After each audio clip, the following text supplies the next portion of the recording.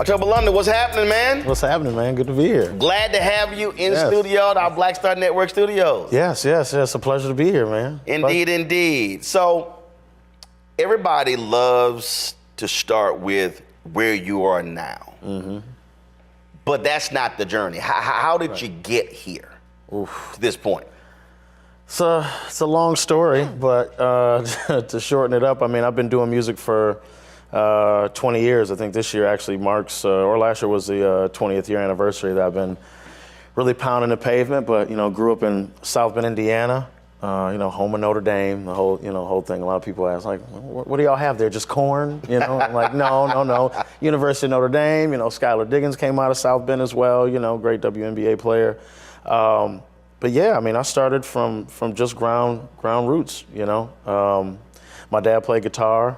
But I never got to see that. I wasn't around yet. But yeah, it just all started from South Bend. Just traveling, trying to find my way, doing shows in little bars and stuff like that. So yeah. I mean, was it like a lot of people starting in church, or was it just?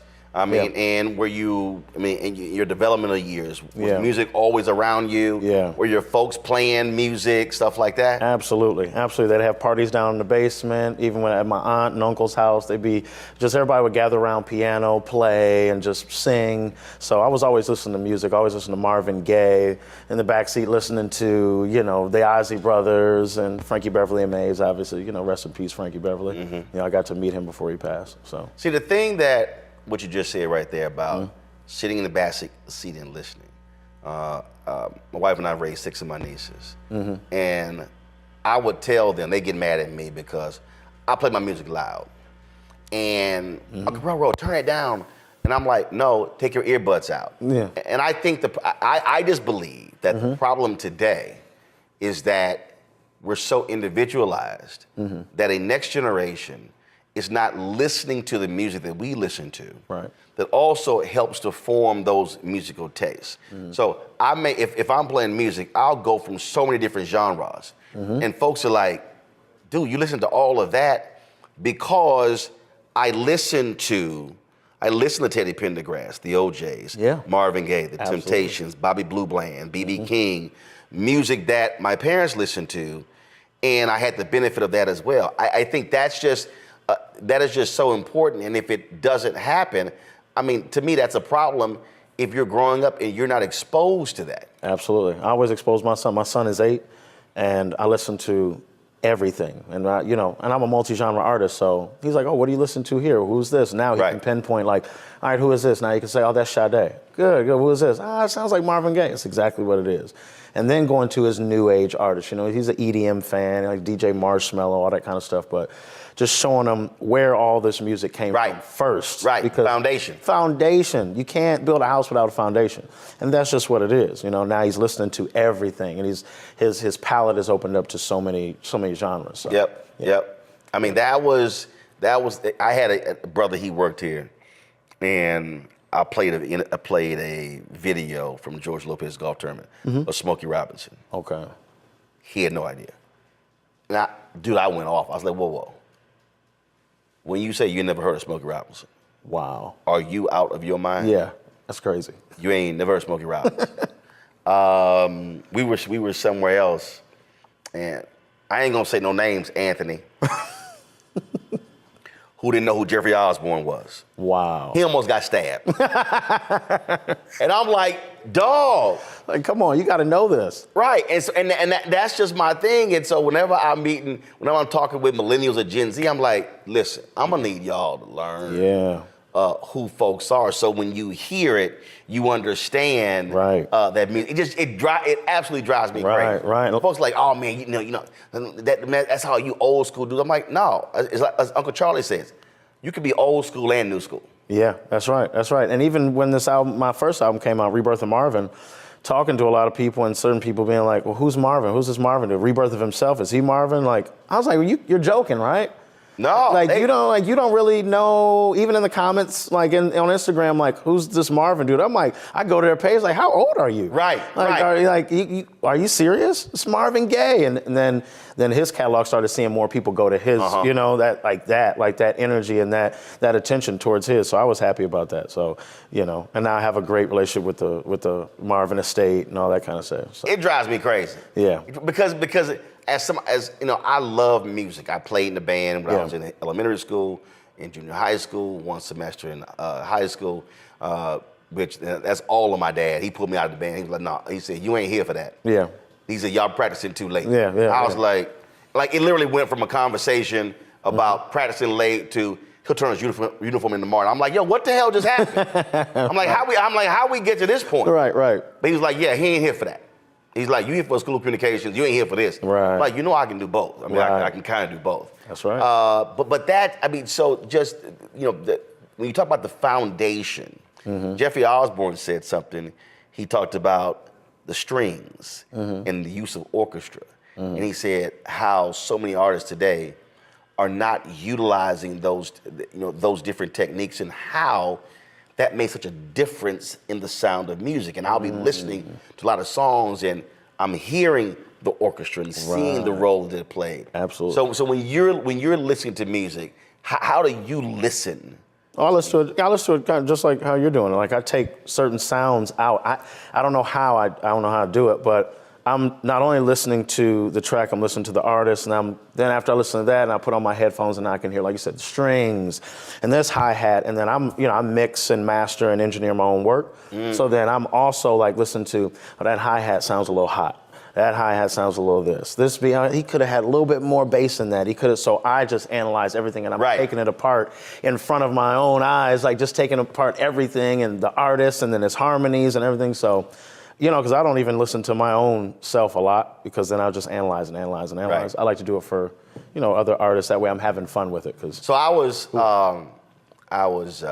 driving. And I'm always listening to music, and I was on. I had a Periscope or something going. Yeah. And I started breaking down the song. It was "I'm a Fool." So you had the CeeLo version, you had Alice Smith version, and what was crazy is that if you listen to the CeeLo version. The snare drum is a light tap. Listen to Alice Smith's version, it's heavy. It's heavy. Completely changes the song. Now, granted, he's a man, she's a woman, and how they're singing. But listen to that. So I'm in the car driving. I'm like, okay, I need y'all to listen to this here. I said, y'all, listen to the difference. And folks were like, dang, I ain't never noticed. But it literally changes both songs just how the drummer is playing. Really? And they thought I was like tripping. No, I said, no, I'm telling y'all. I'm like, listen to this. Wow. And they was like, why are you doing? I said, because it jumped out at me. Wow. Like her song, it totally just completely changes the song, how the drummer is playing that snare drum on that down. Really? I didn't notice that. Now I got to go back. See, I got to analyze that song now too. But or like Luther's "For You to Love." Okay. The finger snap. Okay. So again, I was on Instagram one night. I'm playing it, and I was I think it was during COVID, and I was like, all right, y'all. I said, I'm gonna tell y'all what changes this whole song: the finger snap. So then, what's crazy is Lisa Fisher loves me to death. She's on the Instagram Live, and so here I am. Talking about this song and how the finger snap totally changes the song, and she's on Instagram commenting on how they recorded the song. That's amazing, dude. It was, and again, it's just one of those things. How just the finger snap, that one thing added, totally changes the song and how it's used. And so she began to talk about how Luther arranged music and how things like that. How he's heard and saw things like that. And so she starts talking about how in other songs, this little one thing right here, this little one thing right here, how he would sort of add those elements that would change the style of a song. And that's what's crazy too, is, you know, a lot of these artists are sampling artists, you know, like Luther and all that, and so many people don't even know, like, I've been listening to the original for years. Right. So hearing somebody else do it, but then you get in the studio and they don't even know the song themselves like that. They just know the producer made it or remade this track, and they're like, oh, it's an original track. Like, no, it's not. Nah.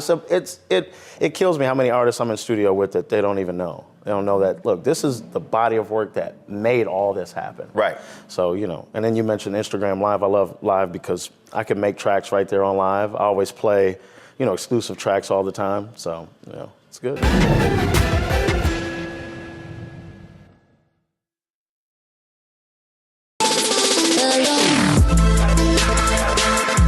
Hey y'all, welcome to The Other Side of Change, only on the Black Star Network and hosted by myself, Bria Baker, and my good sis, Jamira Burley.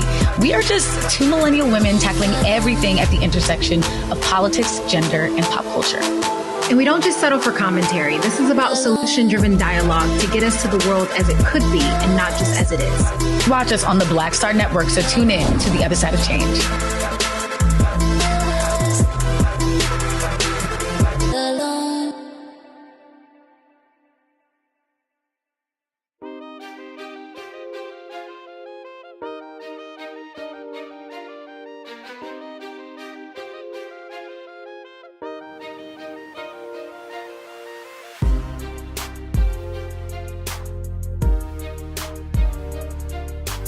Well, see, I think that's also the difference between being a student of the craft. Exactly. As opposed to studying. Just, all right, I'm just an artist. Yep, No, studying. Right. Yep, that's right. And a lot of labels, they don't even let you do that. They just want you to do what they want you to do. And that's why I'm just so happy to be on Death Row as well. So let me tell you about that. So I was literally parked across the street. I'm driving in, and so I'm listening to music, and I'm live. And so if folks, I was like, oh my God, dangerous. I was like, y'all, it's no different when you're talking on the phone. I'm like, I'm not looking at the doggone phone, but I'm playing music and I'm talking while I'm driving. So one day I'm talking, and I said, I start breaking down what I call oh shit music. And I lay out, I said, oh shit music. I said, when that song, I said, you feel that song. Absolutely. And I said, it hits you in a certain way and makes you go, oh shit. So Snoop jumps on. Oh shit. He jumps on, Yeah. and he's like, that's what I'm trying to do with Def Jam. So I bring him in. So he starts talking about that's what he wanted to do with with Death Row. And folks were like, you trying to make all shit music with Death? They're thinking rap. Yeah. So 18 months later, I think Melba Moore posted a video on Instagram of you in the studio. Okay. There was a video coming soon. And I'm listening to it, and I said, that's what Snoop was talking about. And then the rebirth of Marvin dropped. Yep, that's right. Yeah. And I totally, but it was hilarious because he said, I want to make that type of music that hits you and makes you feel it. Yeah, exactly. And I think that's what he had in mind since we met. We met in 2016. And he was always just, and I'm meeting him, I'm like, okay, we're gonna listen to rap music all the time. That dude listens to more old school R&B than me probably. And I listen to a lot of it. So, getting this major artist like Snoop to be like, yeah, you're gonna be the flagship of Death Row Records is crazy. Because I'm like, okay. When he got the call, I was in the room. He was sealing the deal. It's done. And I was like, man, congratulations. I got me a drink. He rolled up, and we were sitting there talking. And I was like, oh man, I can't imagine how many rappers you're gonna have on this label. What's gonna be? He was like, I'm not doing that. I'm like, what do you mean? Like, that's Death Row, Tupac, Suge, the whole look. And he's just like, no, you're gonna be the flagship for it. You're gonna do it first. And I'm like, you try. Well, hold up. I'm R&B. Like, right. This Death Row's not R&B. He said it is now. It was like, I'll get rappers later. Don't worry about that, but I want you to take over. I'm like, I was nervous. I was like, there's no way this is gonna work. Of course you get a little backlash from, on the comment section, when he's posting about it. It's just like, he's R&B, that's not Death Row. And we had to slowly kind of get people acclimated to it. Oh, that was, I get it. Because again, when I started, I was going, yeah. That's Death Row? And I was going, really? Yeah, love the music, but shouldn't this be somewhere else? Right. And we've, we had so many conversations with labels, and they weren't feeling it. That was the crazy part. That's what's dope about Snoop. He let me sit in these conversations when usually an exec is like, oh, okay, go do something here, whatever. Get out of the room. Let us big boys talk. He was like, no, just sit there in the corner and listen to this. Mm-hmm. I'm not even gonna let them know that this is you that we're talking about. You could be an intern. I'm just sitting there listening. Wow. And the way they would talk about me, like some of them were good, some of them would dog me out, and it was just social media. He doesn't have a lot of social media presence. Well, we're working on that, but did you hear the music? Yeah, the music's great, but we want a TikTok star. We want this person. Like, he's just like, no. Then they would leave, and he's like, see, that's why you just need to be on death row. This right here, because otherwise you're going to get either shelved or you're not going to be happy. And with death row, I get creative control. I get to be me. And like I said, I'm a multi-genre artist. He's like, what do you want to do? I'm like, I want to do pop this week. Cool. So in those conversations, those were record label conversations. Yeah.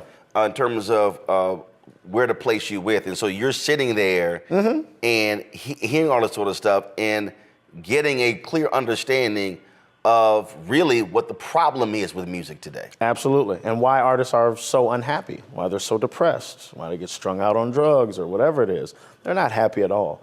They pretend to be happy, but they're not happy. If I say I'm happy, I'm happy. And if I'm not, I can always call Snoop. Hey, man, got a feeling about something. All right, cool. What's up? I'll talk to him 3 o'clock in the morning, Eastern, for him. It's midnight there. But our best conversations have always been late night between 12 and 6 in the morning. That's when me and him link up, and he'll call, and we'll just talk about videos and just music and the state of music and artists. And just to have that and not have some robot telling me what to do all the time, that's the best part about that. Well, it was interesting when you talk about these labels in terms of what you just said. It's not about the music. It's not. No. When you look at the documentaries of Motown, when you look at Barry's Ear and Smokey and all that sort of stuff like that, it was about the music. Absolutely. When you think about Jerry Wexler and Ahmed and Atlantic with Ray Charles and Aretha Franklin, it was the music. And that's what I just think today it's can you give me one hit and we're just gonna hop to the next person. That's it. Opposed to no, the music. Yeah, and then they'll give you a label advance, and then you never pay it back, or it's interest on it, and it's a trap. It really is a trap for an artist. But they don't care about the music anymore. It's about, oh, you got 1 million followers, you got 1 million followers on TikTok, and you got 1 million followers on Instagram. You could be an artist. Cool, we'll make you an artist. Huh? The person's not even into music. Like, no. Yeah, we heard you kind of humming along. We can work with that. Meanwhile, I'm in the studio for hours on end, mixing, mastering, engineering, producing all of my music, and Snoop was like, oh no, I'm not gonna let you go. No, absolutely not. And I'm cranking them out. Rebirth of Marvin, the first album was done in a week. A week? I cranked out that whole album in a week. Mix, master, everything, done. Dude, I've read some books, and some artists worked on albums for 8, 9 months, Absolutely. a year, 2 years. Yep. I remember, I think I heard like Bruno Mars, whichever, it might have been 24 Karat. I think that was done like over a 2-year time or something like that. They kept changing it or something like that.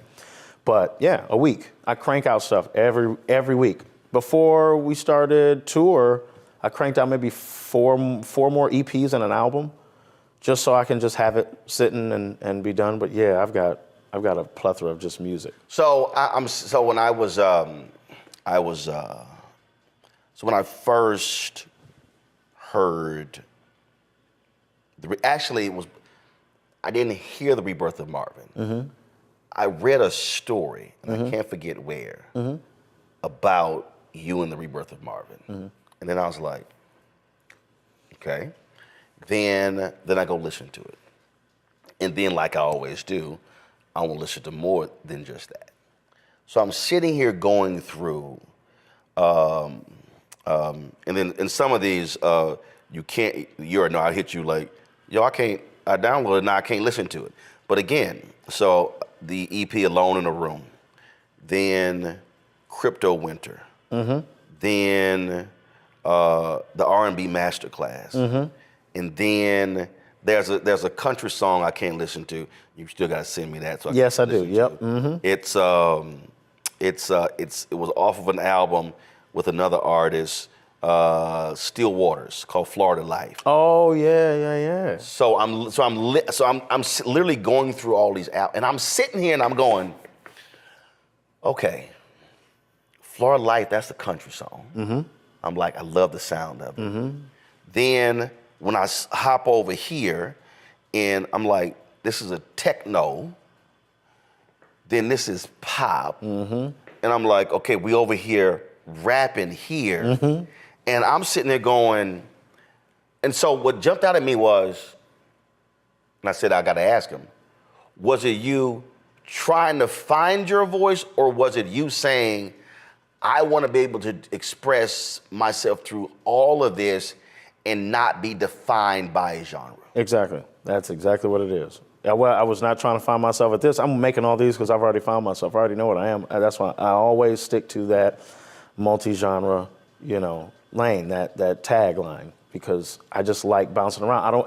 I'll get bored quick, and be like, all right, I've done Rebirth of Marvin. Okay, I need to do something else. I'm gonna make a country album. Oh, because if you do that, Rebirth of Marvin, the natural tendency for so many people is, all right, who's next? Otis Redding? Yeah. Who's next? Smokey Robinson, The Miracles? Who's next? And I think when Solo did their album, and they had some old school doo-wop on there, they also had A Change Is Gonna Come. It was hard for them on that second album because people were so enraptured by that first one that they were like, yo, we want to do some other stuff as opposed to some old school songs. Yeah. I just enjoy being me. And like I keep saying, being on a label where I can be me, it's really refreshing, because I would be stuck. I'd be stuck in a really bad position if that's, under any other label. So I just like creating music from what I feel. I may wake up and want to do a reggaeton album, but knowing that I can do it, right, and I can put it out, and not just be like, all right, I did it, I got it out of my system, time to get back to work, do another Rebirth of Marvin, do something else. Like, no, I actually can make something and put it out, like me and Still Waters. And Still Waters and Trip Cambridge are the same person. You know what I'm saying? He just has his alter ego. Like, I got my alter ego. My country alter ego is Sam Nash. So, and I do that in a way so that way, if I do a show, right, and it's like, you come see October London, you're not going to get Sam Nash. Because right, then you don't know, it might be just all R&B fans. And they're like, I don't want to hear this country. Right. So then I'm like, all right, if I want to do Sam Nash, which we're going to start touring, I think, this year, then it's Sam Nash, in Nashville, Sam Nash in Alabama. You're not going to get any, Rebirth of Marvin, although I'm thinking about making a country version of Back to Your Place. Thinking about doing that, which would be crazy. See, well, as you're describing that, I think Kirk Whalum is not my number one favorite artist. Amazing saxophonist. Played with Luther, played with Whitney. I mean, he's played with different people. So he did an album called In This Life. It was ode to his roots in Tennessee, gospel roots, bluegrass. So you listen to this album, you think it's country. And it was his worst-selling album with that label. And his fans were upset. They're like, Dogg, what is this? What's up with this country album you're doing? But it's an amazing album. I mean, it's just amazing album. And I knew it. I knew when I talked to Kurt, I knew folk were not gonna like it. And he said, man, fans just hated it. He said, but out of all of them, it's my favorite one. And typically, when I interview an artist, typically their favorite is always the least favorite of the fans. But they couldn't just embrace that he had smooth jazz on it. But you also had this amazing country sound of men and women on as well. Deeply emotional album. And it has to be difficult as an artist for you wanting to express multiple facets of you and the audience not just listen to it and give it a shot. Right. Yeah, even when I was in Nashville doing tour for, October London, obviously, there were people in Nashville that were mad I didn't do Sam Nash. And I'm like, well, I can't.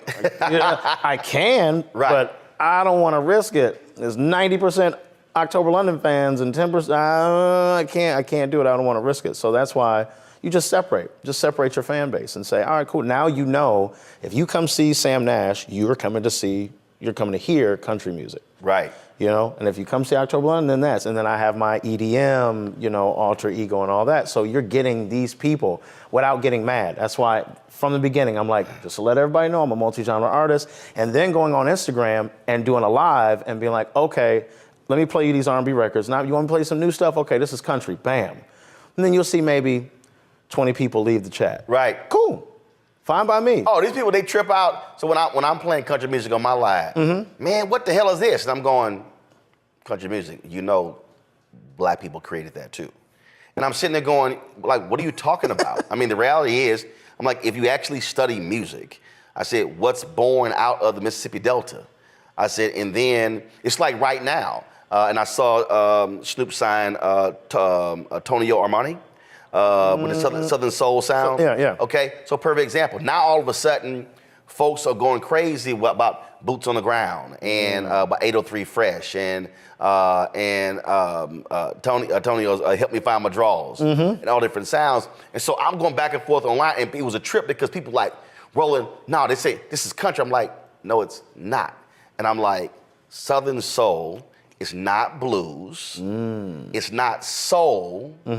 It's not R&B. No, it's not bluegrass. It's not country. It's not bluegrass. Right. I said, now, when you hear it, it has elements of all of it. Absolutely. And what was crazy, I was playing in Hootie and the Blowfish's Money After the Masters tournament.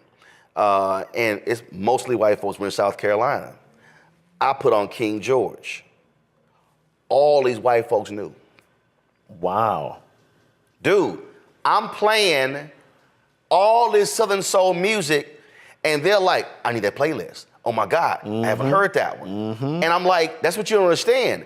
These are white folks who listen to country music, but they hear that because it's also trail ride. And I'm always trying to get black people to understand that, yo, brothers in LA and Houston are different than other parts of the country. But you gotta realize, rural blacks, that's a whole different deal. You go to Louisiana, they listen to Zydeco in rural Louisiana. It's second line in New Orleans. Not the same. See, you're putting me on. You're putting me on to stuff. I love that. It's so, and it's just like, it's just, and now because with King George blowing up, now all these other cats are now doing the Southern Soul. That's where all these line dances are coming from. So now you got young folks with, you know, where the fans at, that's 803 Fresh, because King George, when he dropped, it opened up folks' palate and accepted, and his Keep On Rolling, his Friday Night, gave these new cats opportunity. So now all of a sudden, you're now seeing all these young cats doing Southern Soul. That's why I'm like, where the fans at come from? Out of nowhere, I was just like, whoa. Yeah, it was, and in fact, I saw an interview with him and I got it. He hated the song. Really? And what's crazy was he gave an interview where he said he went to his first trail ride and they had fans out, and then he went to another one and he was talking to this dude. He's like, yo, man, where the fans at? That became the main hook to that song. Insane. I had no idea. And all of a sudden, like I hit, and then of course me, always thinking business, I hit him on DM, I said, bruh, are you selling your own fans? Oh. I said, your song is blowing up. Sell your own fans. Sell your own fans. Don't have other folk making millions, because everybody and mama are buying now the clap or clack fans. It's everywhere now. That was smart. That was very, very smart. He was like, bro, appreciate that. I said, right? Just like Uncle Charlie was selling his hats, back of the room sales. I said, bro, sell your own fans. I said, don't sit here and just let other folk profit off of your song. I said, now sell all around that song. He was like, good looking out. That's smart. That's smart marketing, though.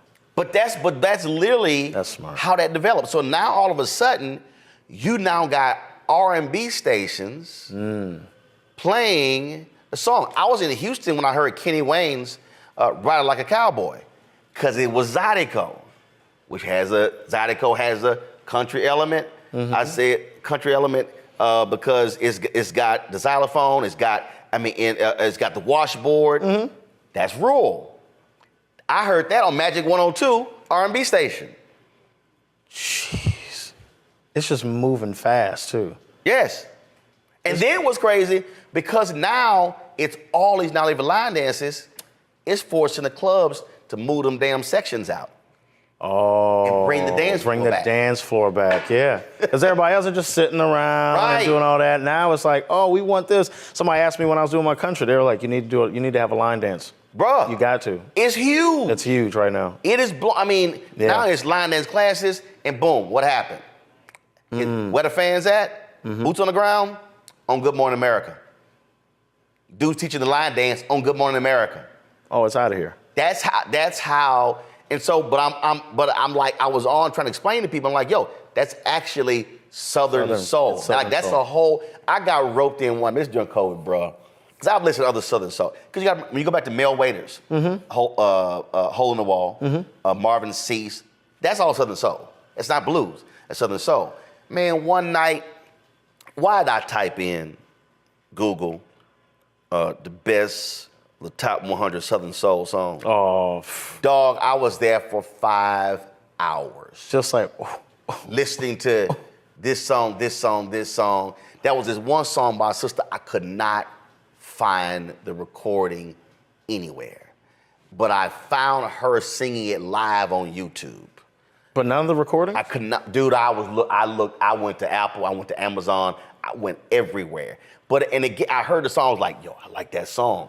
But it's just, again. So for me, it's going back to my roots in Houston, family, get-togethers or whatever. And again, folk don't realize Houston has the largest rodeo in the world. Yes. And so folk didn't realize. So all of a sudden, when Beyonce drops Cowboy Carter, I'm like, y'all, we been there. Folks asking me, oh, you went to cowboy hat because of Beyonce? I was like, baby, I can show you photos of me wearing cowboy hat when I was 4. A long time ago. Right, a long time ago. Long time ago. This ain't new. But not understanding. So that's what's so crazy about music. It's the genres and then the sub-genres and the sub-genre. Yeah. People are saying I need to go do the rodeo in Houston.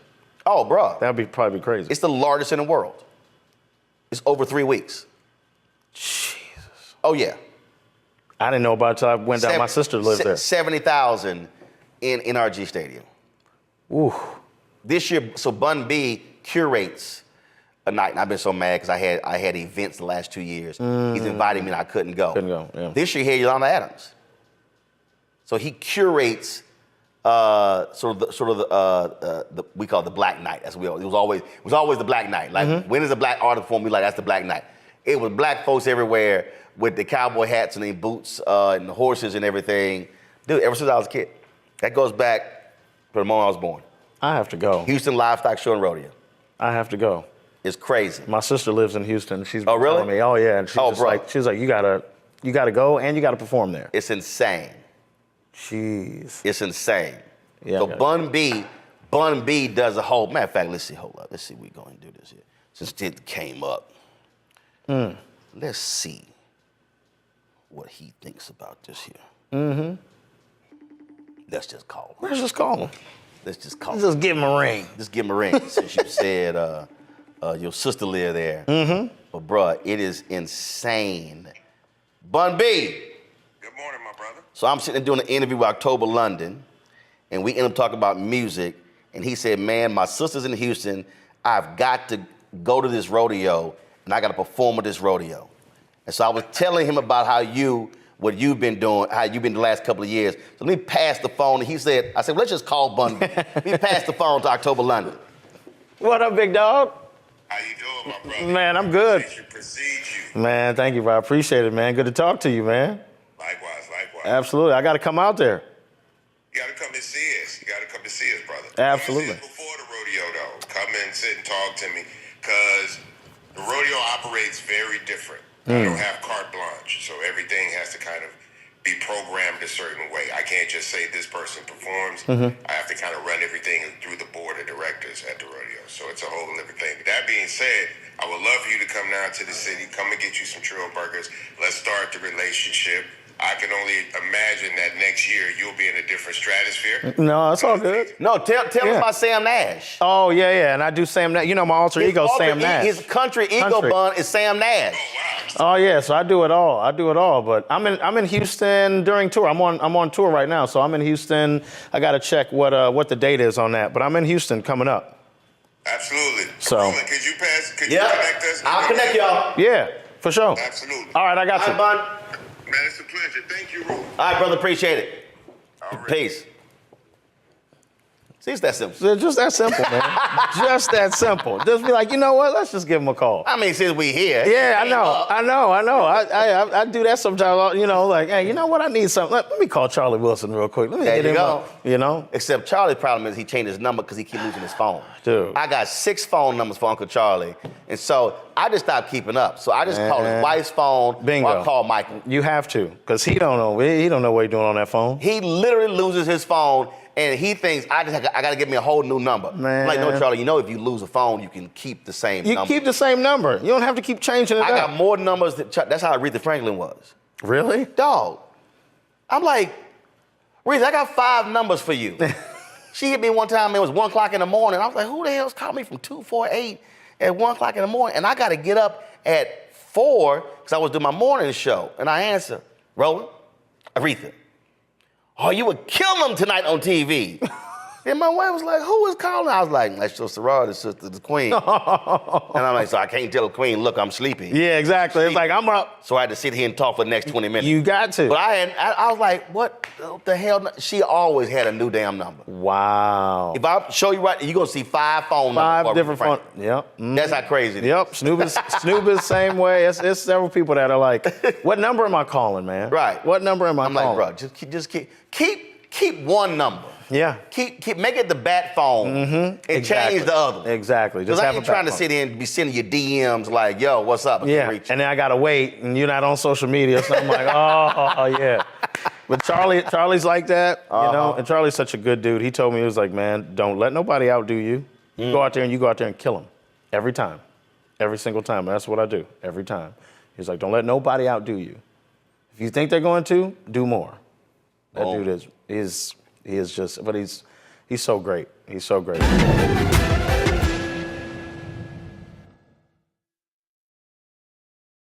Hello, I'm Isaac Hayes III, founder and CEO of Fanbase. And right now we're accepting investors in our $17 million round to revolutionize the future of social media. Today, for just $399, you can own 60 shares of stock in Fanbase at $665 a share.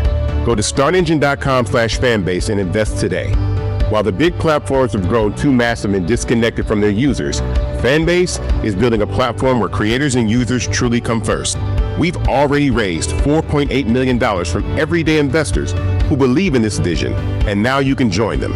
This is your chance to invest in a social media tech company with over 1 million users that is disrupting media by allowing anyone to reach all of their following and monetize their content from day one. The market is changing, big platforms are failing to serve their users, and Fanbase is stepping up to fill the gap. Don't wait until it's too late. Invest now. Invest for yourself and your future. Go to startengine.com/fanbase and own the future of social media.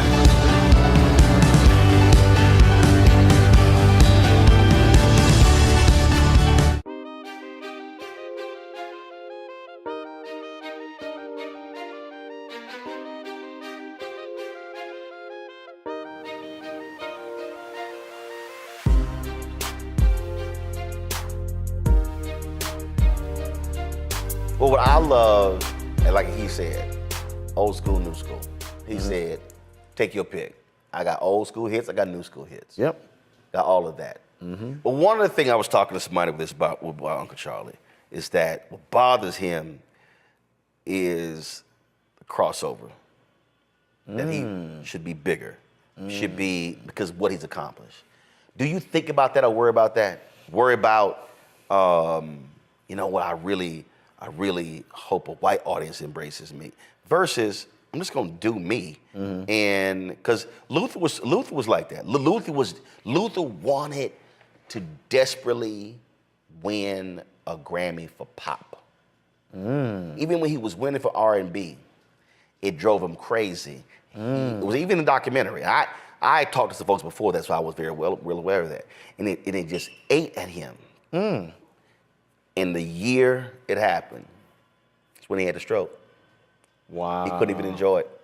The year he got Pop Album of the Year, Pop Song of the Year. Wow. But Dance with My Father.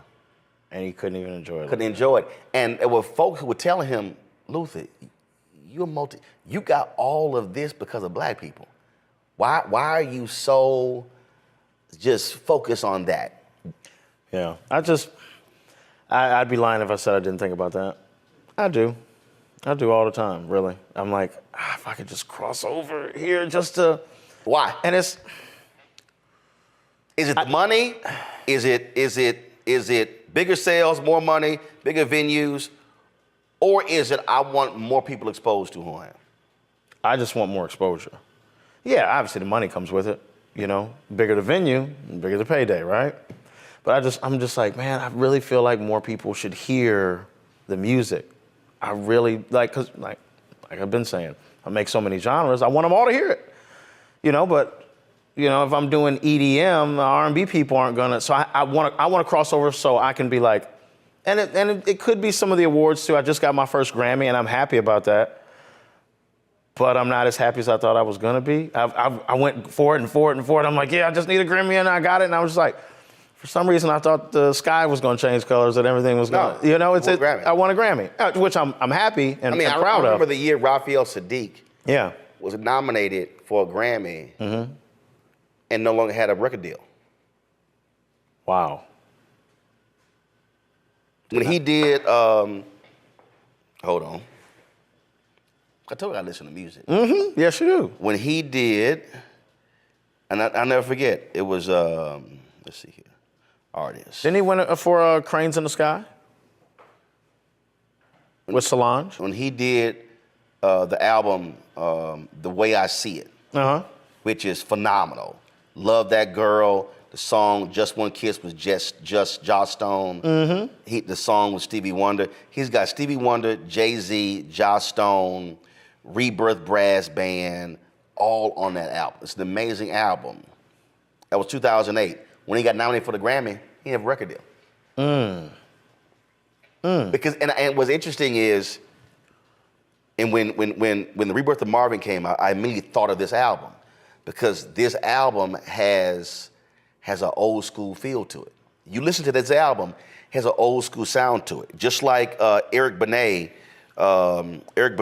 put out an album, and he has a song on there with Eddie Levert. Eric Benet put an album out in 2010 called Lost in Time. Okay. It you can hear Philly sound, you can hear Motown sound, but again, it's so crazy. And in fact, one of those cats, who was it? So first, when Beyonce had success with Cowboy Carter, I told Kirk, they need to reissue In This Life. And I think I told one of them when Rebirth of Marvin dropped, I said, matter of fact, I tweeted it. I said, this would be a perfect time for Raphael to re-release that album because the audience now was ready to hear it. When you dropped Rebirth of Marvin, I said the R&B audience, they weren't ready to fully embrace that sound in 2008. Exactly. I said, but I felt they were when you dropped yours. Yep, it was right on time, I guess. We dropped it in February, and I was still like, oh, nobody's gonna wanna hear this. I'm trying to, I'm going back and forth with Snoop. Then he touted Rebirth of Marvin. I was like, dude, they're gonna kill me. The fans are gonna be like, oh, you trying to be, and it's exactly what happened. Now, I remember we dropped it in February, so all of February, all of March, I'm just looking at the comments and reading this stuff, and I'm like, they're like, oh, he's trying to be like Marvin. And he's like, oh, no, he can never be like Marvin. I'm just like, I was not trying to do that at all. I didn't even want to title it this because I knew this was going to happen. So me and Snoop were going back and forth with that. And then by April, I got a call from my radio guy, my friend Troy Marshall. And he was like, you ready? And I'm like, ready for what? I was like, it's Rebirth of Marvin. Back to Your Place, going to blow up. I'm like, Ain't no way. Was he playing it and it was getting the response? It was, yeah, he was seeing the response. Right. I wasn't. I was at home, like this is gonna be bad. Like, it's not gonna blow up. May, June, I was like, uh-oh. Troy was calling me now, like, yo, your numbers are skyrocketing. I'm like, really? And then he showed me the media base and all that. I'm like, wait, what does this mean? What does this mean? What is this? You know, and I'm trying to figure it out. I'm like, people actually like it? It's like, everybody was on, it's either rappers like the new age, it's the Bryson Tiller, the Tory Lanez, and that's what I was trying to make. And Snoop was like, no, because I was gonna shelve that album. I did the album in a week and I was like, nobody wants to hear this. Wow. Nobody wants to hear this shit, so I'm just gonna put it aside. And I was like, all right, I'm gonna start working on the real album. And Snoop's like, real album? Well, you just finished it. That's it. I was like, oh no. Put it out, people got a hold of it. By summertime, it was getting big. And then by the end of the year, it was big. And then it was on radio for, 14 weeks, 13 weeks, something like that. Longest running R&B record of the year. I was like, wow, that's crazy. And then we dropped Mulholland Drive. And then that was blowing up almost just as big as that one. I was like, wait, people like this now. I didn't think people were gonna enjoy it. And then dropped October Night's album, and people love that. So I'm gonna bring this back to what we were just talking about with the Grammys and with crossover and Luther. And it's something that Tyler Perry always talked about, and he and I talked about this as well. And Tom Jones used to always say this in radio: when you super serve your audience, your audience will always be there for you. And even though Luther wanted to cross over, that's not why he's beloved. He is revered because of his black base. You can say whatever you want to about Tyler Perry's movies or whatever. His audience gonna rock with him, and it's gonna that he drop an Amazon Prime movie, it's gonna be #1. A Netflix movie, it's gonna be number one. And I think what that says is, if the audience here says we got you, that's who you rock with. And if the other folk don't get it, that's on them. But I think that if someone takes this audience for granted, trying to chase this audience, you end up with no audience. Yeah, can't chase an audience. You gotta let them kind of get a hold of you, and that's I'm trying my best to, not look at it that way. I think it's just me just wanting the other. It sounds crazy for saying it. The other artists in me to get there. I just feel like I just want that. I want that radio presence now, and I want for this artist. It's almost like a friend, having that. Even Tripper Stillwaters, like he has his own market, and I'm pushing for him. Like, let's go get this, because I know he's got a different market over here. So here's how I see. Trevor Jackson and I had this conversation. Same thing, because Trevor is very much like you, and like he wants to put out. He's like, man, I got this, and then acting, whatever. And I remember what I said to him was, I said, you got to do you. But the other thing, though, what jumps out is, the reality is, if you keep killing it with October London, you're actually in a better position to introduce them to absolutely. And so at the end of the day, I guess the example I say this to when a young person comes up to me, go, I want to do all of it. I said, you can't do all of it. You go, what do you mean? You do all of it. I said, I do all of it today. But I had to pick a door to walk through. You got to. And then when I walked through that door, there were 2 doors behind there. Then if I picked one of those, then there were 3 doors. I said, then I was in a position where I can do television, radio, newspaper, digital. Yeah. I can be in front of the camera, behind the camera. I said, but at the outset, I could not do all of that. No. You had to walk through the door. Had to be patient. Yeah, you had to walk through the door first. And then, boom. So yeah, and that's where I'm at now. The audience, even that come to see October London every night, they're like, no, we rock with Sam Nash too. Right. We'll rock with you. You don't have to take it somewhere else. Right. So you maybe just slip something in. There you go. But understand, look, I'm gonna give you this here, but I could throw some other stuff out. Yeah, exactly. So now it's just pinpointing that, how to move those chess pieces. But like you said, walked in one door, two, 4, and they just open up.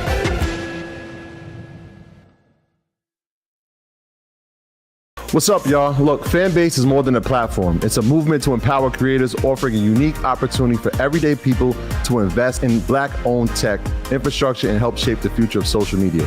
Investing in technology is essential for creating long-term wealth and influence in the digital age. The Black community must not only consume tech, we must own it. Discover how equity crowdfunding can serve as a powerful tool for funding Black businesses, allowing entrepreneurs to raise capital directly through their community through the Jobs Act.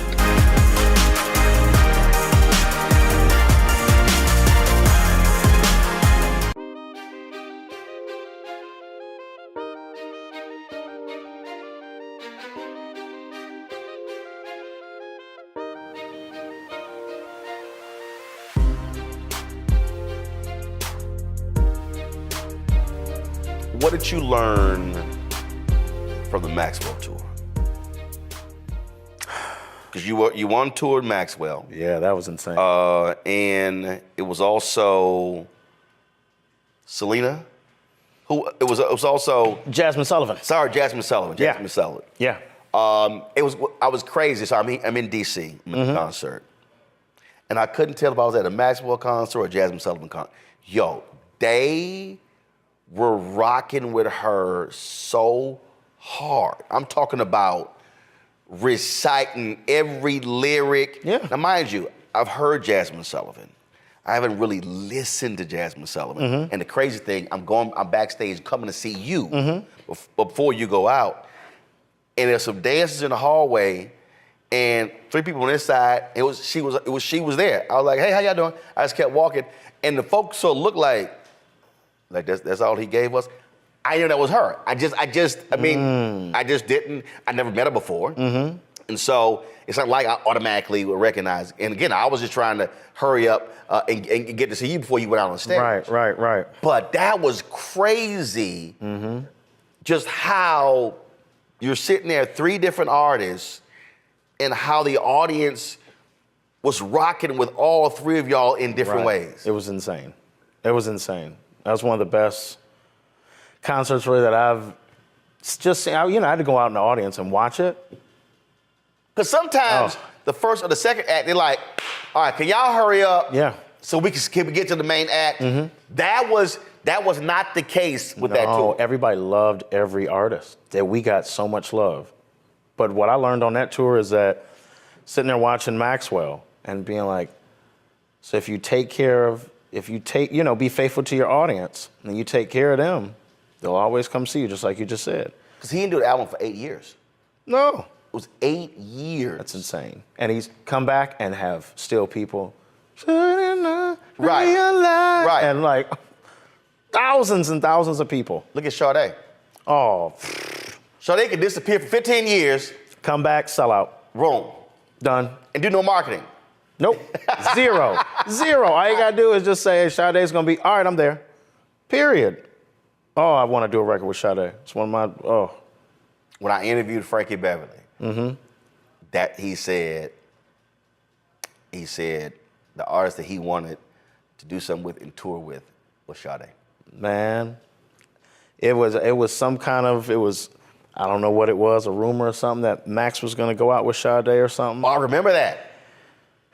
And I was like, and then Max was calling me, and I was like, man, if you tell me that I'm gonna go on tour with me, Maxwell, and Sade, I would lose it. I'd be calling you, Roland, it's happening now. I'd lose it. God, I hope that comes into fruition. So for you, what is it about Sade that caused that reaction from people? It's a breath of fresh air. It's a clean slate. When I listen to her music, I could just, anything that's going on, I could be having a bad day, listen to Sade, it's gone. I don't know what it is. That's what it is. It's a clean plate. It's starting over. It's just something about her music that is just like, you know what, it's gonna be okay. It's gonna be all right. I had a tough day today. Let me just listen to that, pour some of my bourbon, light me up a cigar. Everything is done. Everything's done. That's how I feel when I listen to Sade's music. I also think it's because she disappears. She doesn't oversaturate. Serious. Yeah. She's not. I don't think she's unsocial. She's not posting stuff. No, she's just chill. She just disappears, and when she reappears, it's like she never left. Yep. Yeah. She doesn't sit you down and say, okay, I cooked this meal. Now tomorrow we're gonna go check out this other restaurant. And then maybe in the afternoon we can check out, no, here's your meal, I'm gonna go ahead and leave you to it. I'll see you in a bit. When it's done and you've realized this food was amazing, and I'll come back and be like, you want some more? You want some dessert? That's how it is. And then she feeds you, and then you don't hear from her for 8 years. 8 years. And you like, man, that was a great meal. Is she sister gonna call me back? Yeah, right. I want another meal. Ghost. Yeah, you want to eat the same meal, and it's just like, now you're fiending for it. You're fiending for it. I was with Donnie Simpson a couple days ago, and he has this segment where we play a song, and something that inspires him, something that inspires me, and I played Sade, Cherish the Day. And, he was just like, okay, I get it. I think he played Lisa Stansfield, and I love Lisa Stansfield. So Sade just does something for a lot of people. It's just I think it's just a vibe. It is a total vibe. Vibe. That's it. She can come out whenever she wants. Right. Because how old is she? What is she? How old is she? She's not. Look it I don't up. want to say the wrong thing. If we had to take a guess, I'm gonna say 62. I was thinking that too. I was gonna say. you got? I'm gonna say 60. 60. You said 60? 60.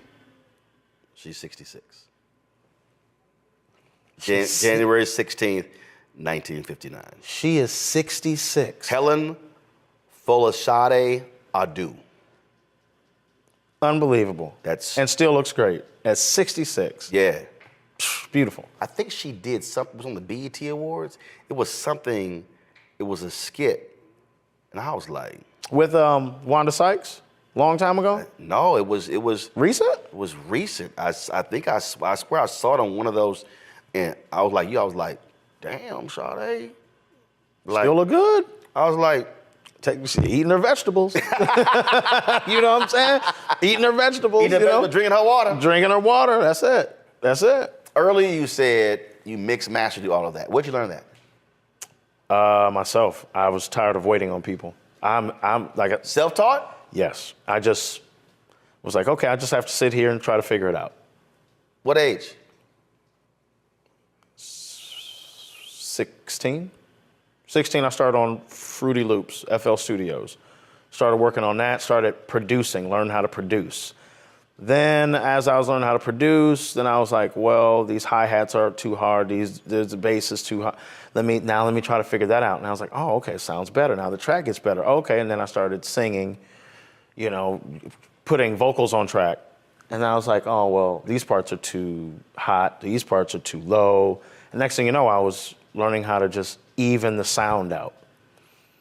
And the next thing you know, I was just mixing it.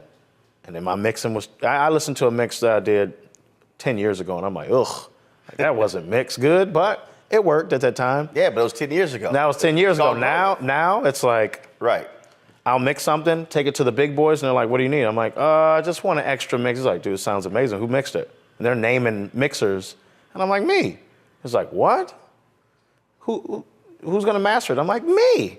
I'm like, I don't wait on anybody. Snoop loves that about me. I'm like, he's like, okay, we need this done, this done, this done. Cool, all right, I'll be back, give me an hour. I'll be right back. I'm gonna go pour me a drink, make a song, boop, done. He's like, all right, we're gonna get it mixed. I'm like, oh, don't worry about that, I'll do it. Oh, you know how to mix.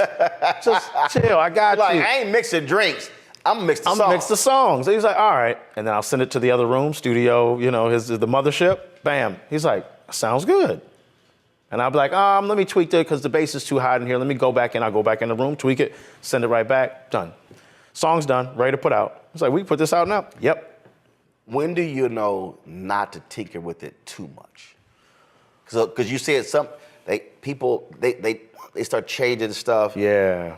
When do you know, no, That's it. And I'm thinking that's how Berry Gordy was. And then there was some song that Smokey put out. They put it out. They put it out, and it was out 3 weeks. And he called me at 3 o'clock in the morning. Was like, "I'm changing the whole song." And he made Smokey come out of the studio because he just it didn't feel right. But when do you know? No, that's it. And when do you tell yourself, "Don't touch it again"? When I get in the car and listen to it, car never lies. Car never lies. No matter what kind of car you're in, car never lies. So you don't want, your deal is forget hearing it in the studio, all these wonderful professional speakers. I need to hear it the way the audience is going to hear it. Bingo. That's it. I listen to it in the studio. You got these big, gigantic $100,000 speakers. Everybody rocking with a $100,000 speaker in no car. So it's like, all right, let me listen to it in here. If I can dial it in here, get it to where I need it to go to the car, and I'll play it in, and I'll go out to the car, parking lot of Snoop's. I'll listen to it, and it comes on, and it's too bright. Then that bass in there was drowning out that brightness. So now I got to go back and be like, oh, okay, tweak it, go back out. Everything sounds And even. are you literally taking Good. notes, or are you just taking notes? I'm just mentally taking notes, and I'm like, okay, cool. Volume for the mixing is always going to be, mastering ain't nothing but volume control. It's just making sure it's loud enough for, for sound, for radio. Right. Go back in, tweak it a little bit more, go back out to the car, it's done. And I just say, all right, that's it. I go to the next one, go to the next song. Now all of them have to be fluid. Got it. Now all of that, now listen to the whole album front to back in the car. Wow. And then I'll be like, oh, that's great. Now some songs might be louder than others. That's just one tweak, get it to that So level. explain that. I've listened to some songs where I'll be listening, and all of a sudden, the volume goes up on the song. Then in the same song, the volume drops, and I'm in the car thinking I got my parking thing or my brake thing on. You know how your car automatically brings, and it's like some songs that happen. It actually drives me crazy. Yep. Just poor mastering. That's it. Somebody didn't listen to it all the way through, and just I always wondered that. Yeah, they just because didn't. I'm in the car like, why in the hell did my song, did the music go down? Yep. Then all of a sudden later it just comes up, goes back down. It drives me crazy. Yep, it's all master. All right, well, again, no, I get it. It's just the master wasn't correct. It's something when it masters, I'll master like in bulk of the album, and it'll go through and alter the level and say this song's higher, so let's bring this down and this up, and then it'll kind of level it all out, and then you get a smooth sound, smooth. People, we were chatting once, and you made it clear. No. So I asked you, when I said, hey, are you New York or are you LA? During the interview, you're like, no. Indiana. Go South Bend. South Bend, Indiana. A lot of folk will say, yo, man, I got to leave. I got to go where the action is. Why? Why did you say, no, I'm good. I can still do this here? I'd go crazy. I can't do it. I'm just an Indiana boy. I cannot do it. I just feel like I would change in a way that I would not like myself. So I make sure that I'm good. And also the other reason is my son is there. He goes to a great school, and I don't want to take him out of that school. And it's just good living where I'm at. I mean, the cost of living in Indiana is so low, And I just like my city. But I feel like if I were to leave, go to New York, go to LA or whatever, nah, I don't want to be on the red carpet. So many distractions, Too many distractions. Do you think it would change your sound? No, it wouldn't change my sound. Not at all. Not at all, because I can drown out all that. Would it change your focus? And maybe it would change my focus, but maybe in a good way, because I think I would get really addicted to work. Really addicted to where I'm like, oh, this. Oh, I might as well do this. Let me do this and this. And I want to do that? Yeah, but I want to do it the right way. But I feel like in LA, I'd be trying to keep up with this guy, and I'd turn into a monster that I don't want to turn into. But you also said the whole red carpet thing, and that's always, we want you here and here and here and here and here. And a lot of people, they crave that. They want to be, they let the tabloids know when they're coming or showing up. Yeah. And I've been out there a little bit longer than what I need to be. I get that a little bit. I'd be like, maybe I should do this and have the cameras fast. And I'm like, all right, get out of that. Go home. And I'll go home.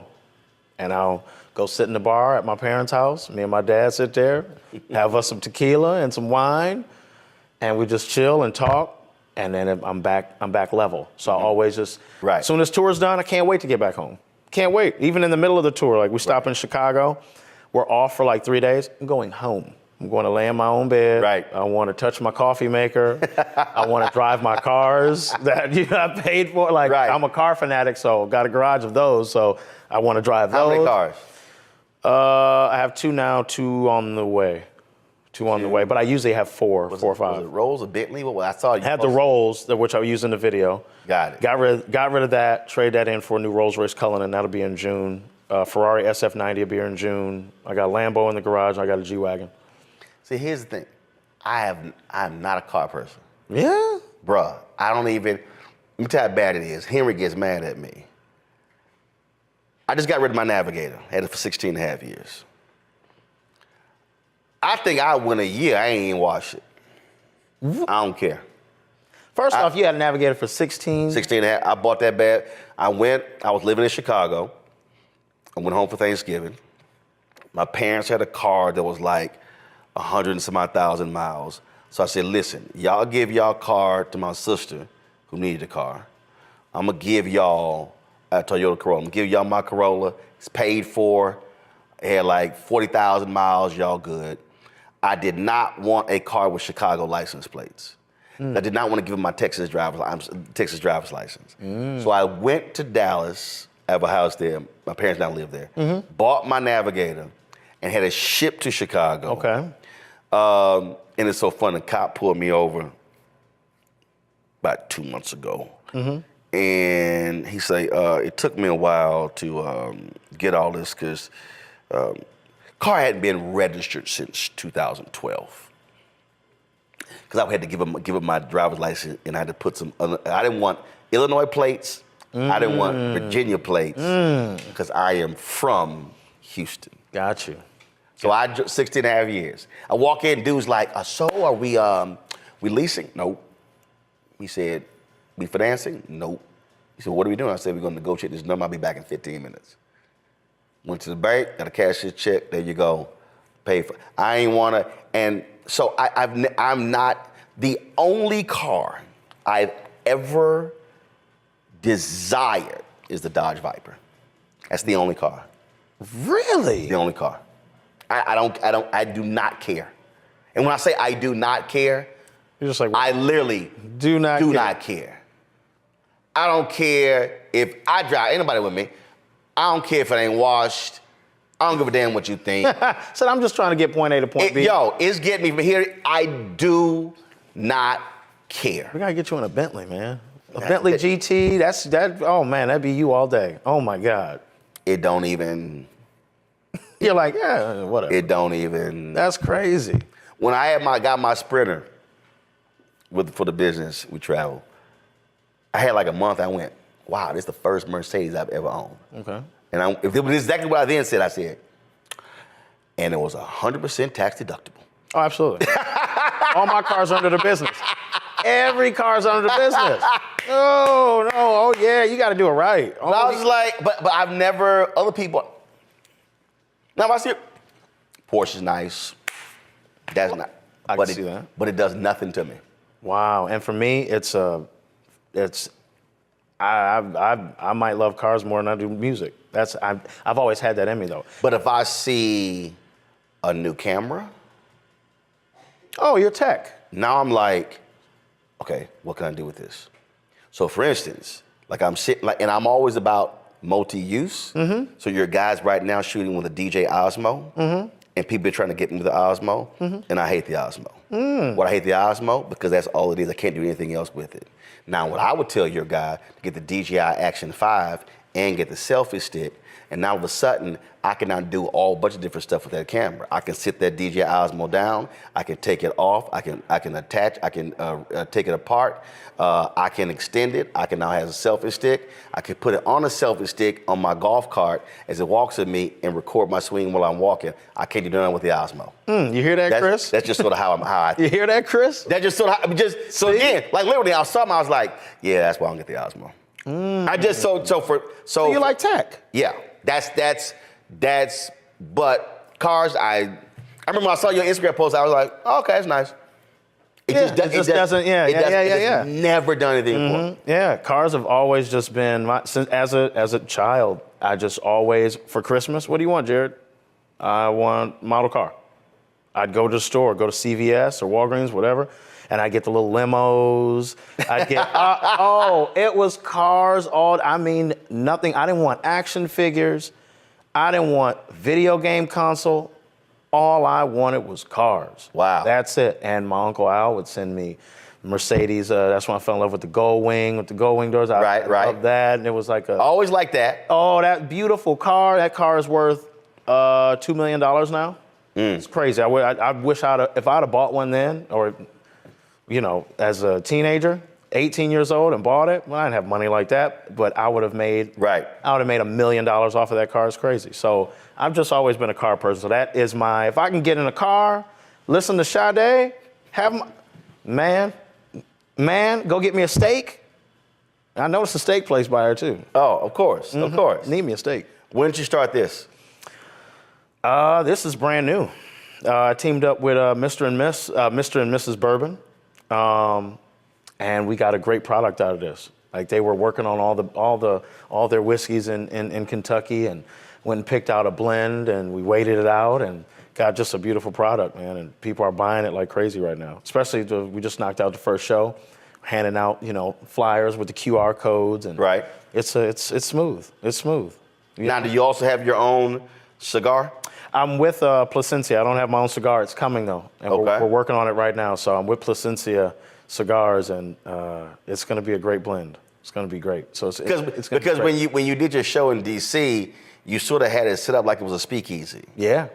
Oh, you'll see this one. This one's going to be kind of similar. Okay. A little bit different, but it's going to be on point. But absolutely, that's what I'm into: the bourbon and the cigars. But just being with the right company, Placencia is the biggest, in the world. So being with that and then having the bourbon to team up with, love it. And my dad loves it, because now we get to, because he got me into cigars. Okay. So, yeah. See, one, I'm allergic to smoke, so I would never smoke. Yeah. That's why I've ever interviewed Snoop. He can't smoke. Yeah. So that's gonna be a real tough interview. Yeah, real tough. Because I'm literally, it will close my throat up. Oof. It's knocked me off the air multiple times for the whole week. Yeah, I don't even play. If we playing golf and somebody smoking a cigar, I'm walking. I'll walk 18. I won't even be in the cart. Wow. Yeah, no, it messes me up. Wow. Now, I've never drank in my life. Wow. Never had a drink. My dad offered me some non-alcoholic beer. I still said no. I just never had any desire for alcohol. Well, that would have been bad anyway. I just never. My brother says, he's like, dude, your ass so crazy. He said, I don't even want to think about the idea. Because when I love partying. I'm a dance. D-Nice knows. Oh, yeah. You're a partier for sure. People, are you on something? Nope. No. I never had an energy drink. Never done drugs, any kind of drugs. No. When I'm up, I'm up. And I might be, let's go to 5, 6, 7 o'clock in the morning. You'll be here forever, man. I'm like, let's get it. You'll be here forever. You'll be here forever. I'm like, let's get it. Let's party.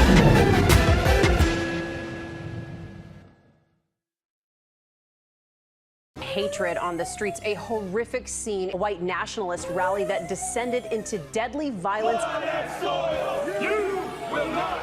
White people are losing their damn minds. As an angry pro-Trump mob storms the U.S. Capitol, we've seen shootings. We're about to see the rise of what I call white minority resistance. We have seen white folks in this country who simply cannot tolerate black folks voting. I think what we're seeing is the inevitable result of violent denial. This is part of American history. Every time that people of color have made progress, whether real or symbolic, there has been what Carol Anderson at Emory University calls white rage as a backlash. This is the rise of the Proud Boys and the Boogaloo Boys. America, there's going to be more of this. Here's all the Proud Boys, guys. This country is getting increasingly racist in its behaviors and its attitudes because of the fear of white people. The fear that they're taking our jobs, they're taking our resources, they're taking our women. This is white fear.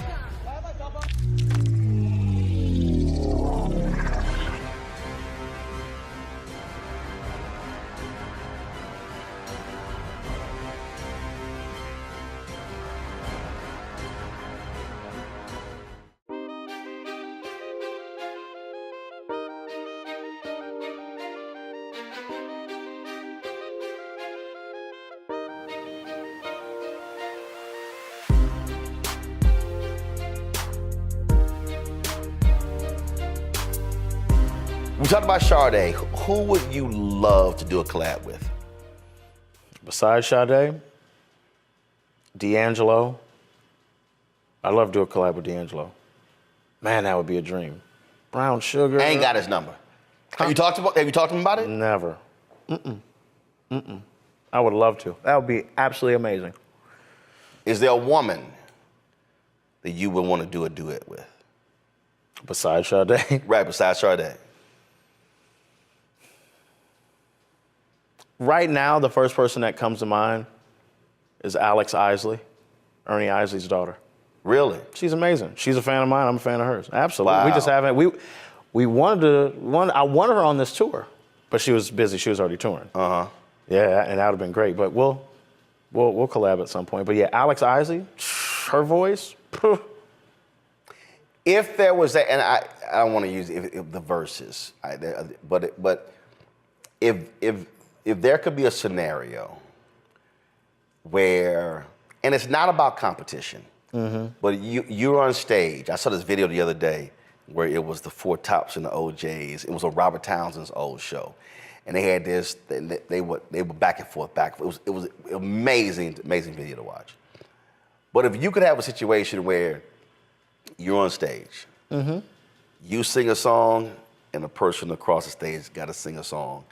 You got to come back with a song, and they got to come back with a song. Ooh. Who would you love to do that with? That just would be so crazy for the fans.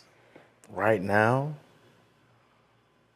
that are alive, right? We're not going like dead or alive. No, give me both. If Okay. someone who's not alive, who would you have loved just to? And again, the whole scenario is you're on stage, and it's similar to the Versus deal, but it's not a competition. But it's really just who would really bring out the best in you, and you'd be like, okay, yeah, I got to top that. Okay, It'd be Prince. Because Prince, I felt like he could bounce around. See, I know, because earlier when you were talking, when I was talking about multiple genres, when I was going through on my phone, that's exactly what I thought about. Prince. I just got put onto a song by Prince I never even knew, called Revelations. I was like, what? I think it's yeah, pretty sure it's Revelation, not Resolutions, Revelations. And as far as alive, I would, right now, first person I think of though is, but then you said to bring out the best of me. So, but it doesn't matter, but yeah, first, that's not with us, it's Prince. Right. I think it'd probably be D'Angelo. I think me and him I think we'd start doing back and forth, but then we'd start making a song. Going back and forth, it'd be crazy. And then we'd make a song for the fans, like right there. You know who I'm thinking, who would be crazy, who would do that too? Jamie Foxx. Yeah, the man ain't put out music in so long, I keep forgetting. Jamie Foxx. Actually, I'm gonna take away the D'Angelo. I'm gonna take away D'Angelo. Jamie Foxx would bring the best, absolutely, because he's comedic, and that's perfect. That's perfect. Because see, I've listened to a lot of his stuff that people don't talk about, and he's got some great. Everybody talk about the song with Kanye. No.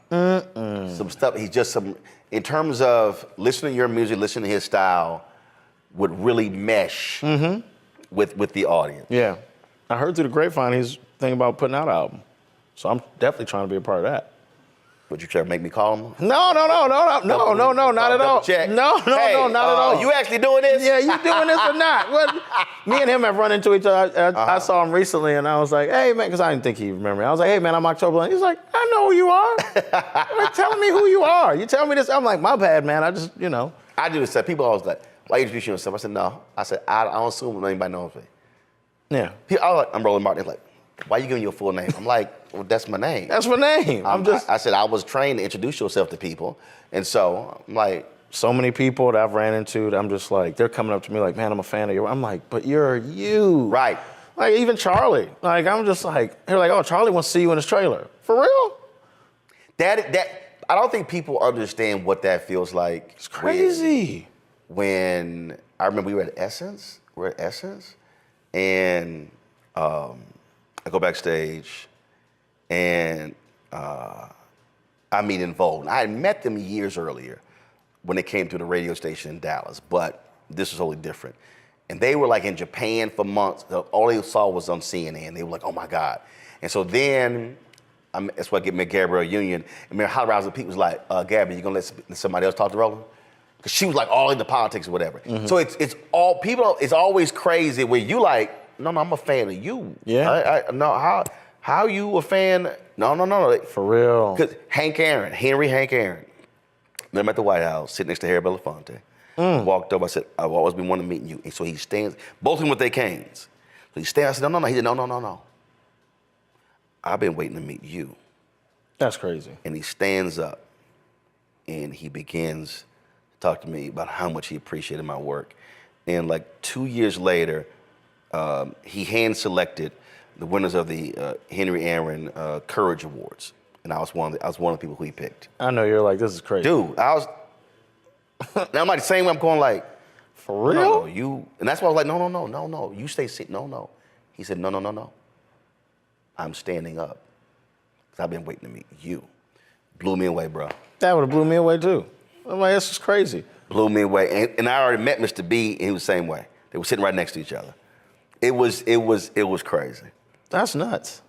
It's nuts. And you never get used to that. Right. But this is what I tell folk though, and this is really, and it goes back to how we started the conversation. It's the work. At the end of the day, it's the work. If you don't do the work, if you don't produce the songs, if you don't make them have that all shit feeling, exactly, they're not gonna say that. Exactly. It'll just be passerby or just, hey, all right, cool. But it's some artists I see, yeah, all right, but they don't move me. But when somebody, no, I rock with you. Yeah. It's a whole different feeling. Yeah. I was in the back of my dressing room. I don't know where I was, Atlanta somewhere, and Kim came to see me. I was just like, he was like, hey, Kim wants to see you. I'm like, what? Yeah, tell him come on back. He came back.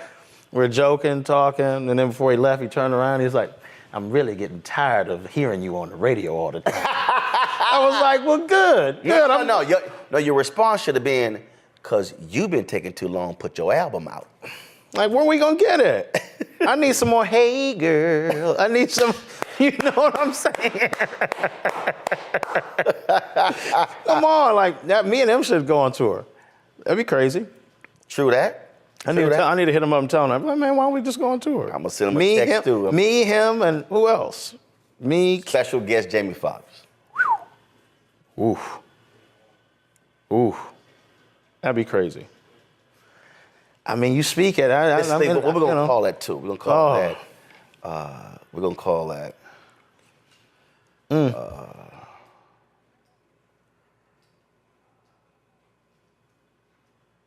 The Absolute Cool Tour.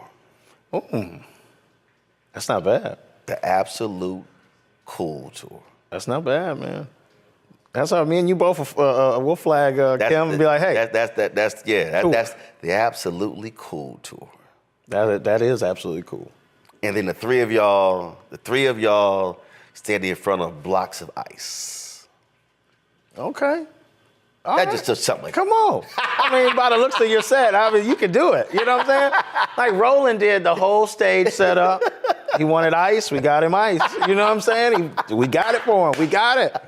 Just have the bourbon next to the ice, we're all good. There you go. There it is. We have cranberry juice. There you go. Well, man, I appreciate it. Thank you, brother. Thanks for coming through and chopping it up. Thank you for having me. I appreciate you, man. All right. Always. Yes, sir. Mm-hmm. Yes, sir.